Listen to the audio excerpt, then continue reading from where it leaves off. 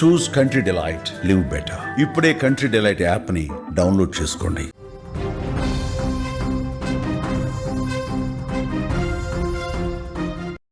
ఏపీలో మోంథా తుఫాన్ భీభత్సం సృష్టిస్తూ ఉంది. 100 కిలోమీటర్ల మేర ఈదురుగాలులు వీస్తూ ఉన్నాయి.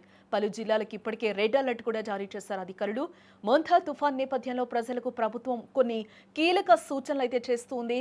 హెల్ప్ లైన్స్ 112, అలాగే 1070180042500101 నెంబర్స్ని అయితే హెల్ప్ లైన్స్గా ఏర్పాటు చేయడం జరిగింది. తెలుగు రాష్ట్రాల్లో ఇప్పుడు ఒక్కటే టాక్ అయితే వినిపిస్తూ ఉంది, మోంథా తుఫాన్. ఇది బంగాళాఖాతంలో ఏర్పడి ఆంధ్రప్రదేశ్, తమిళనాడు, ఒడిశా తీరాలను ప్రభావితం చేస్తూ ఉంది. భారీ వర్షాలు 100 నుంచి 120 కిలోమీటర్ల వేగంతో గాలులు వీస్తూ ఉన్నాయి. సముద్రంలో అలలు ఉవ్వెత్తున ఎగసిపడుతూ ఉన్నాయి. మంగళవారం సాయంత్రం వరకు కూడా కాకినాడ సమీపంలో మచిలీపట్నం, కళింగపట్నం మధ్య తీరాన్ని తాకే అవకాశం ఉందని కూడా ఐఎండీ చెప్తూ ఉంది. మోంథా తుఫాన్ నేపథ్యంలో ఏపీ, తెలంగాణ ప్రభుత్వాలు జాగ్రత్త చర్యలు కూడా చేపట్టాయి. ఇప్పటికే 2 ప్రభుత్వాలు కూడా అప్రమత్తమయ్యాయి. తుఫాన్ సమయంలో తీసుకోవాల్సిన జాగ్రత్తల గురించి ఒకసారి తెలుసుకుందాం. మోంథా తుఫాన్ సమయంలో ప్రభుత్వం ఇస్తున్న అధికారిక సమాచారాన్ని అయితే మనం ఖచ్చితంగా ఎప్పటికప్పుడు తెలుసుకుంటూ ఉండాలి.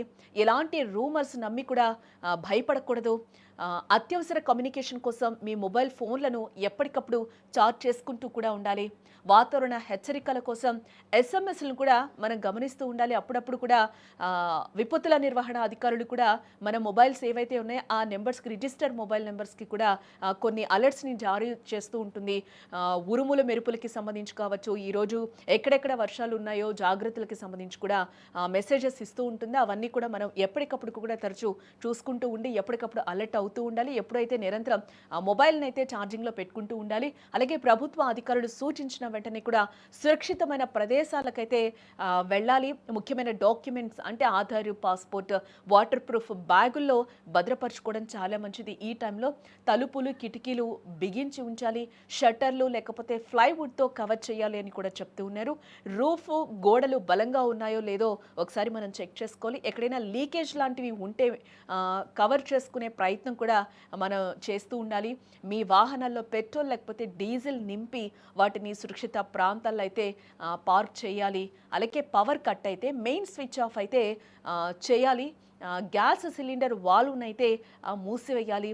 పిల్లలు, వృద్ధుల ఆరోగ్యానికి సంబంధించిన మెడిసిన్ ఎప్పుడు కూడా దగ్గర ఉంచుకోవడం చాలా బెటర్. అలాగే పాత భవనాలు, చెట్లు, విద్యుత్ వైర్లు, స్తంభాల కింద కూడా నిలబడకుండా ఉండకపోవడం చాలా మంచిది. అత్యవసరమైతే తప్పితే బయటకి వెళ్లకుండా ఉండడం మరీ మంచిది.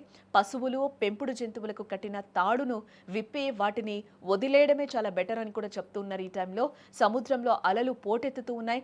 మత్స్యకారులు ఎట్టి పరిస్థితుల్లో కూడా వేటకు వెళ్లకూడదు అని కూడా అధికారులు పదే ఆదేశాలు అయితే జారీ చేస్తూ ఉన్నారు. మోంథా తుఫాన్ నేపథ్యంలో ప్రభుత్వం ముందస్తు చర్యలకు ఇప్పటికే సిద్ధమైంది అని కూడా మనం చెప్పుకోవచ్చు. ఇప్పటికే ఎన్డీఆర్ఎఫ్ కావచ్చు, ఇటు ఎస్డీఆర్ఎఫ్ బృందాలను కూడా ప్రభావిత జిల్లాలకైతే ఇప్పటికే పంపించడం కూడా జరిగింది అధికార యంత్రాంగాలు. అలాగే ప్రత్యేక సహాయక శిబిరాల్ని కూడా ఏర్పాటు చేశారు. ఎవరైనా ఇల్లు కూడా మునిగే పరిస్థితుల్లో ఉన్న లోతట్టు ప్రాంతాలన్నీ కూడా జలమయమయ్యే సిచ్యువేషన్స్ ఉంటే మనకి ప్రాణాపాయ స్థితిలో ఎవరైనా ఉంటే కూడా పునరావాస కేంద్రాలను కూడా ఇప్పటికే అధికారులు ఏర్పాటు చేయడం జరిగింది. అక్కడికి వెళ్ళి తలదాచుకోవచ్చు అని కూడా చెప్తూ ఉన్నారు అధికారులు. దీంతో పాటు పట్టణాల్లో ప్రమాదకరమైన హోర్డింగ్స్ను కూడా తొలగించడం జరిగింది. సహాయక చర్యల కోసం అన్ని శాఖల అధికారులను కూడా ఇప్పటికే సిద్ధం చేశారు. అత్యవసర సహాయం కోసం కూడా కొన్ని హెల్ప్ లైన్ నెంబర్లు అయితే ఇవ్వడం కూడా జరిగింది. అవి సుమన్ టీవీ స్క్రీన్ మీద కూడా మీకు డిస్ప్లే అవుతాయి కాబట్టి ఆ నెంబర్స్ని అత్యవసరమైతే ఆ నెంబర్స్ని కూడా సంప్రదించవచ్చు.